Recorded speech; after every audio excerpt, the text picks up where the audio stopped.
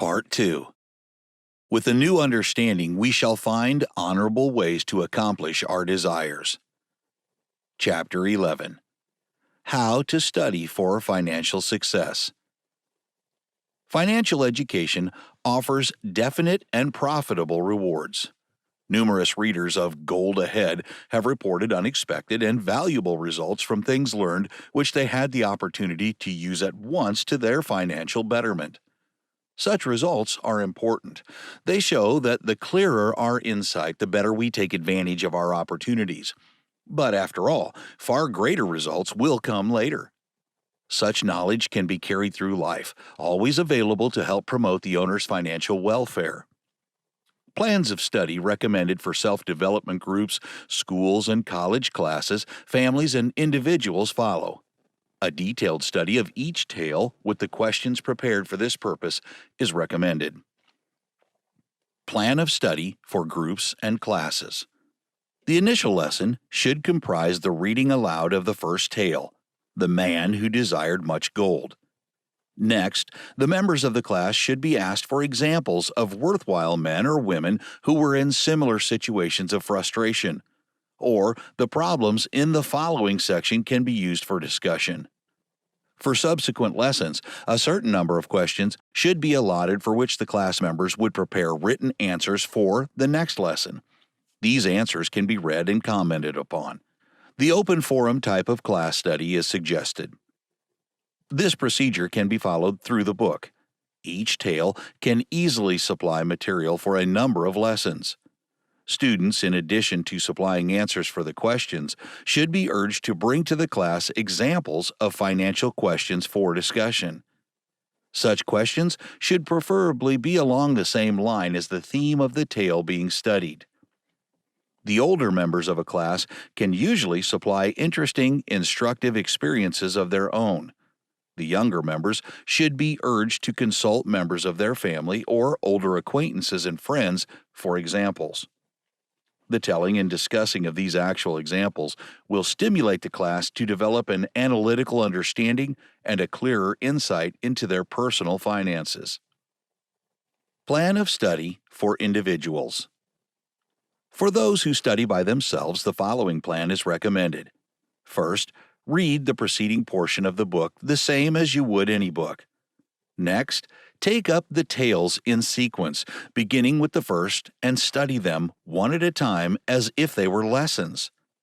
Choose a time when not tired or hurried and read the tale to be studied leisurely and thoughtfully.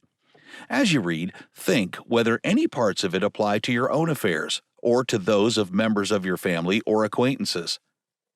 After reading the one tale, secure a pencil and paper. Then turn to the questions section and write out answers to some of the questions. Do not hurry. Answer each question thoughtfully, taking not more than 3 to 5 at one sitting. Several days or a week is not too long for each tale. An hour each evening should provide ample time.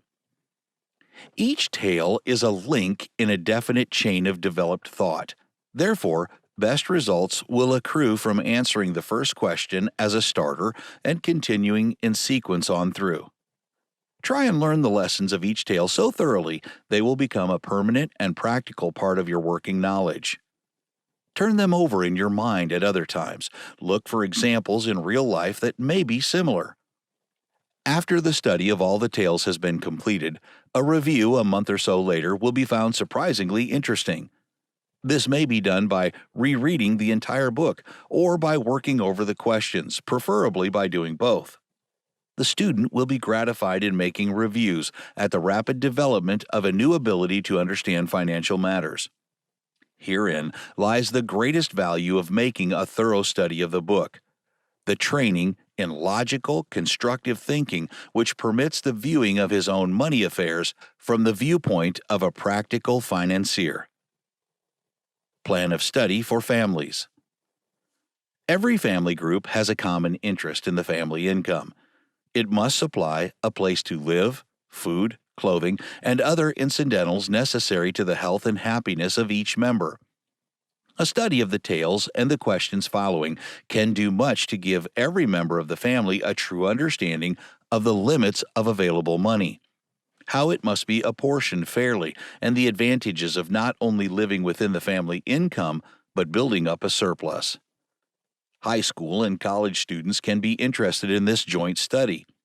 It is also surprising how much the younger children will learn and understand. The plan of study recommended is: first, for each member of the family to read the book, this to be followed by group study of the questions. In preparation for study, a certain number of questions should be allotted as a lesson. Each member of the family should write out his answers. The reading aloud of the tale to be discussed can be done by the younger members, followed by reading the answers and their discussion. The interest of the junior members can be stimulated by allotting to them the task of completing the monthly cost of such items as food, automobile, picture shows, car fare, etc.